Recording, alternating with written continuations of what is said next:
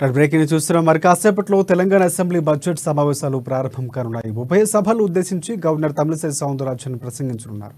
సవాళ్లు ప్రతి సవాళ్లు కాంగ్రెస్ ప్రభుత్వం బీఆర్ఎస్ పార్టీ విరుచుకుంటున్న నేపథ్యంలో ఇక అసెంబ్లీ సమావేశాలు హాట్గా జరిగే అవకాశం ఉంది. గవర్నర్ ప్రసంగం ముగిసిన తర్వాత సభ వాయిదా పడనుంది. అలాగే 9న గవర్నర్ ప్రసంగానికి ధన్యవాద తీర్మానం, 10న అసెంబ్లీలో ఓట్ ఆన్ అకౌంట్ బడ్జెట్ను ప్రవేశపెట్టనున్నారు.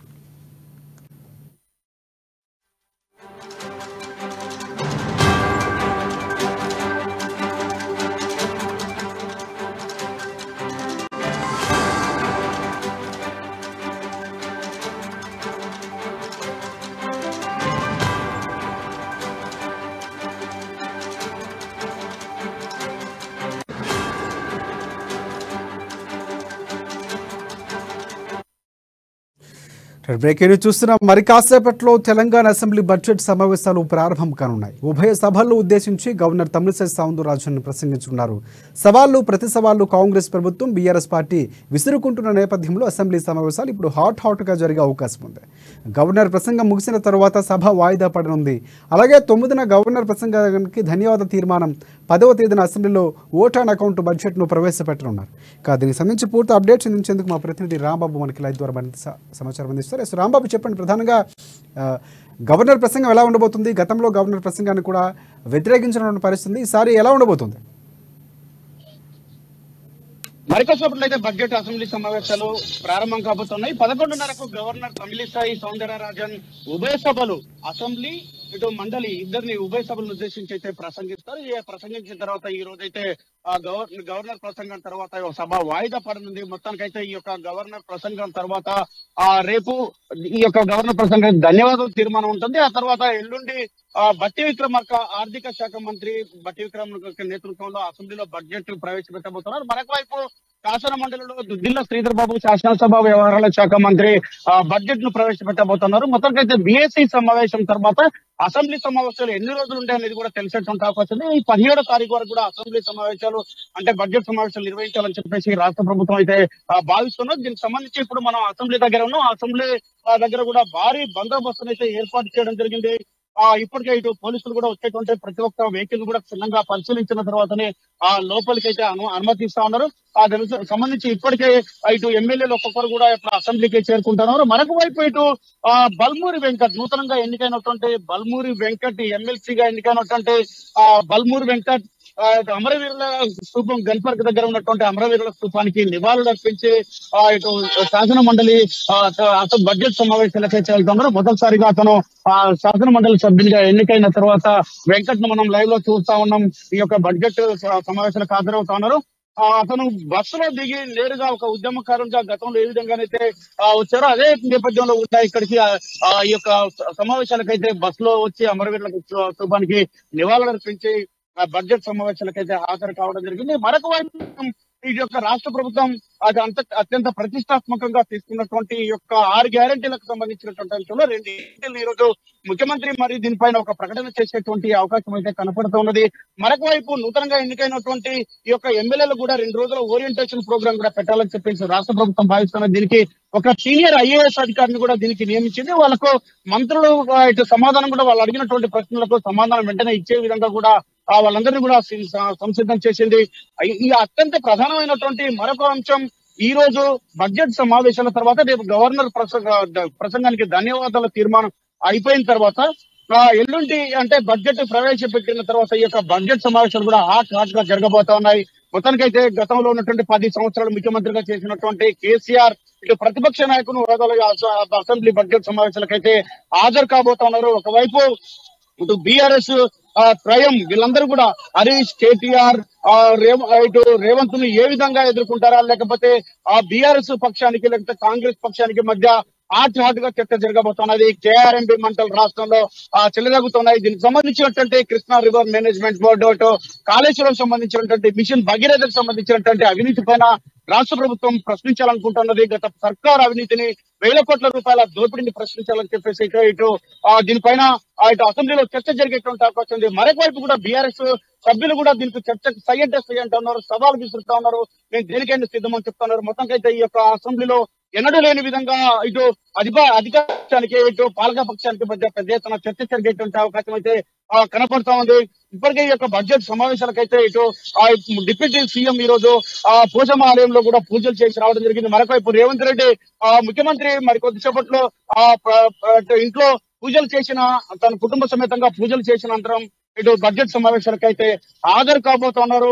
ఈ యొక్క మొత్తం 17వ తారీఖు వరకు ఈ యొక్క సమావేశాలు నిర్వహించాలని చెప్పి రాష్ట్ర ప్రభుత్వం భావిస్తున్నది. బిఎస్సీలో దీనిపైన ఒక నిర్ణయం తీసుకున్నటువంటి అవకాశం కూడా ఉన్నది. మొత్తానికైతే ఇటు ఈ యొక్క 6 గ్యారెంటీలు ఇచ్చినటువంటి 6 గ్యారెంటీలు 100 రోజులు అమలు చేసి తీరుతామని ఇప్పటికే రాష్ట్ర ప్రభుత్వం స్పష్టం చేయడం జరిగింది.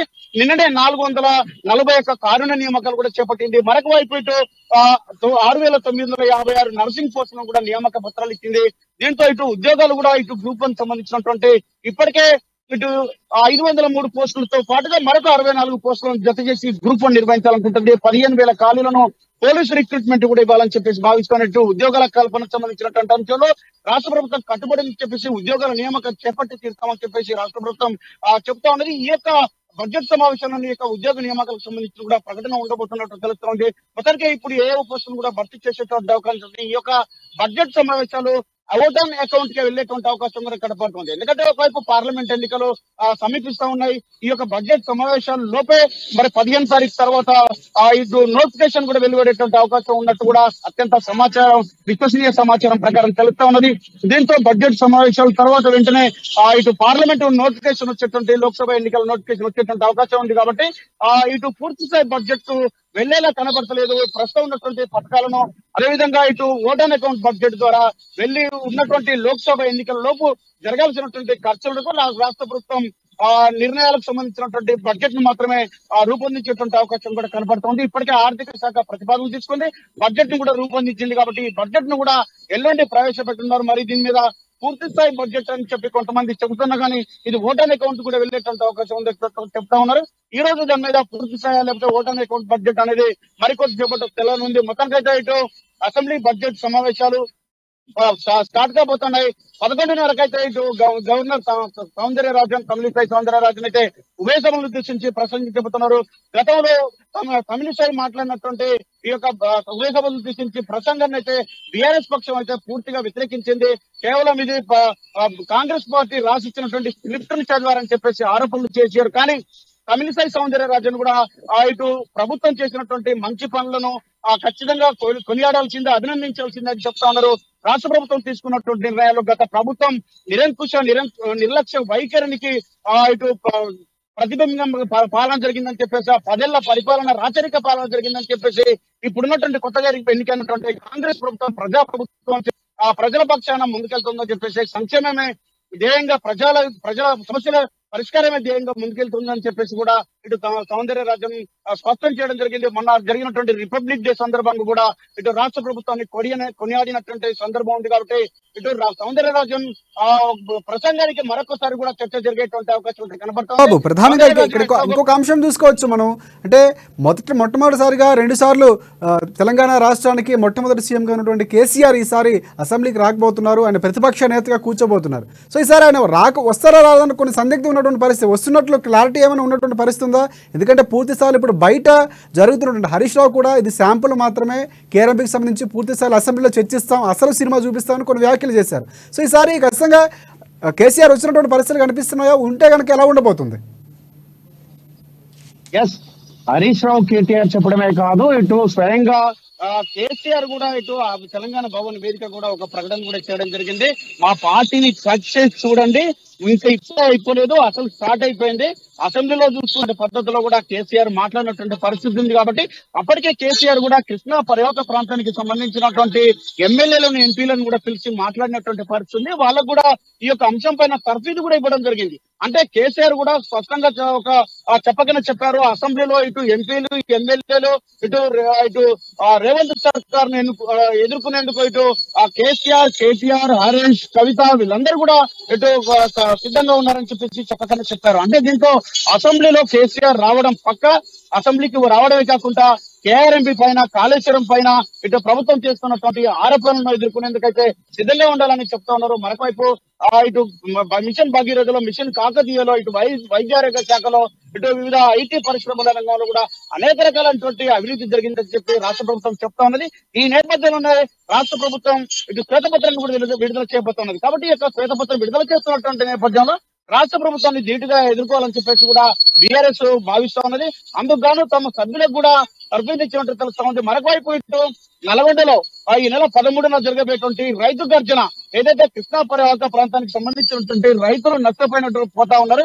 కేఆర్ఎంబీని ప్రభుత్వము కృష్ణా రివర్ మేనేజ్మెంట్ బోర్డుకు అక్కడ ఉన్నటువంటి ప్రాజెక్టులను మొత్తం కూడా అప్పచెప్పడంతో ఎడారిగా మారనుందని చెప్పేసి చెప్తా ఉన్నది.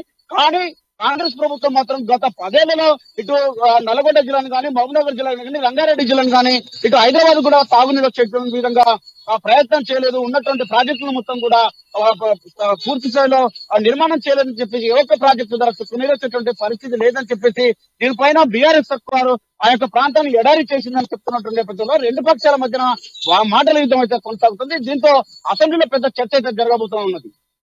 Thanks for updates Rambabu.